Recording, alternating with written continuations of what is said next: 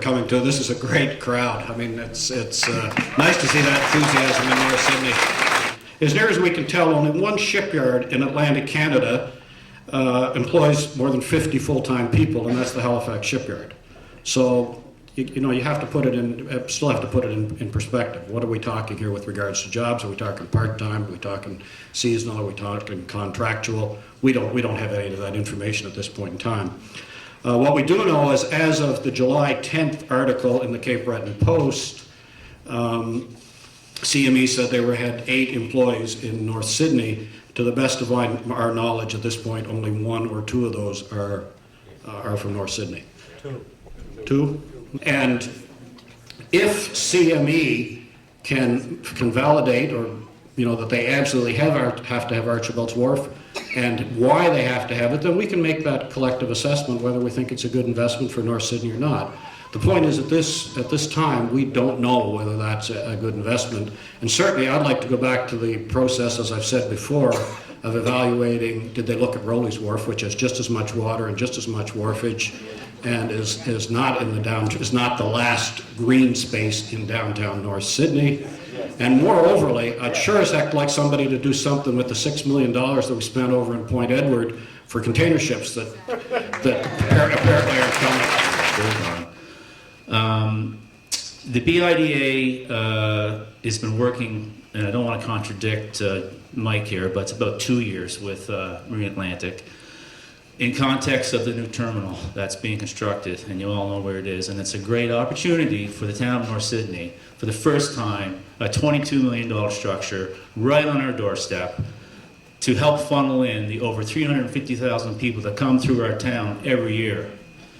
And part of that RFP that we're working on is about getting the people out into a new area of downtown in terms of wayfinding, a better sidewalk, and they're going to go to the museum, and they're going to go to the restaurants, and they're going to go to Archibald's Wharf.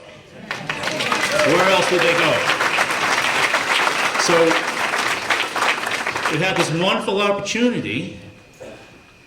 Marine Atlantic, for the first time, is really thinking about the town, how its operations are going to unfold, and we're going to get rid of Archibald's Wharf without any consultation. It just makes no sense. Right there, full stop.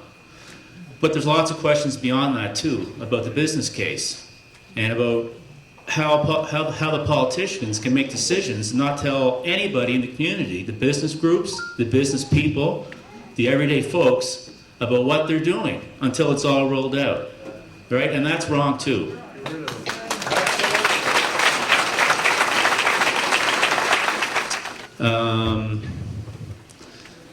This is interesting. The municipal planning strategy of CBRM is a land use policy to foster sales and service and business development. Now, talking about Sydney, Sydney's waterfront between the fire station and cruise ship wharf may be within downtown, but the investment made which transformed this sector of the waterfront and the Esplanade streetscape needs to be proteced, and its potential to be even more of a recreational tourism business attraction needs to be facilitated. Hello. Sounds great.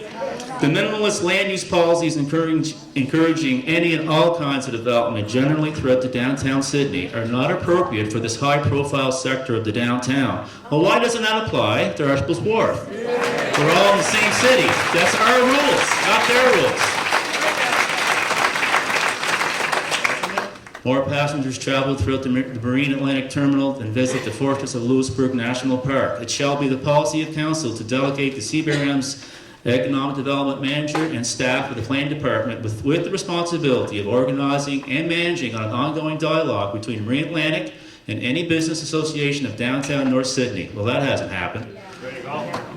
The objective being alleviating the pedestrian barriers separating the passenger terminus from North Sydney's waterfront boardwalk and downtown. In your time. I worked at the shipyard for almost 13 years here in North Sydney. Somebody brought a photo in tonight. I'll be Vanna. Shows the ship up here, that's the Leonard J. Cowley. It's a fisheries patrol vessel. Patrols a 200-mile limit. Did for a lot of years.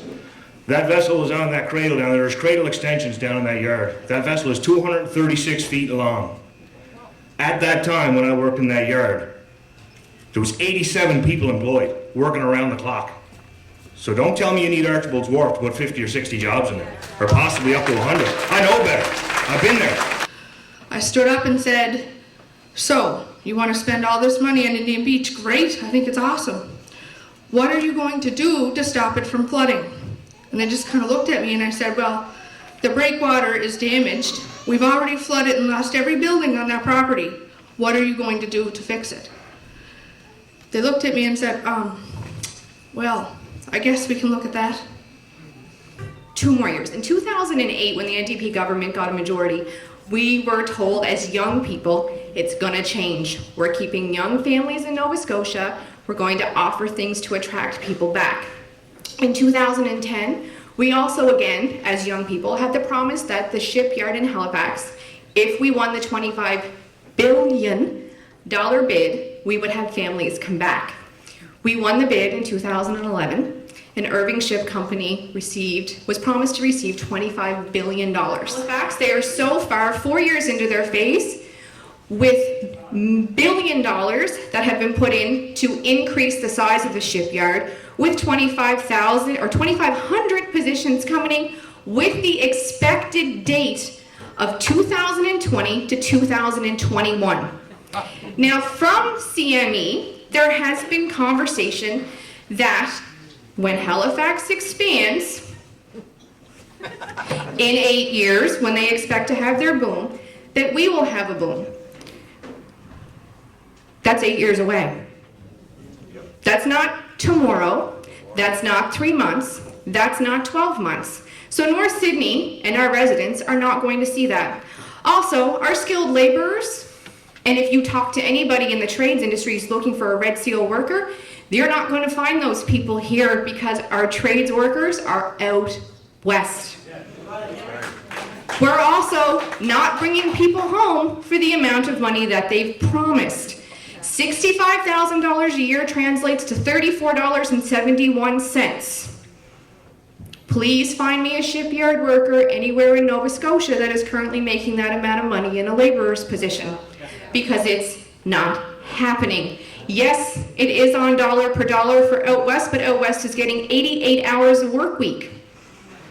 How do you ask them to cut their salary in half to come home to potentially 6 months on a job?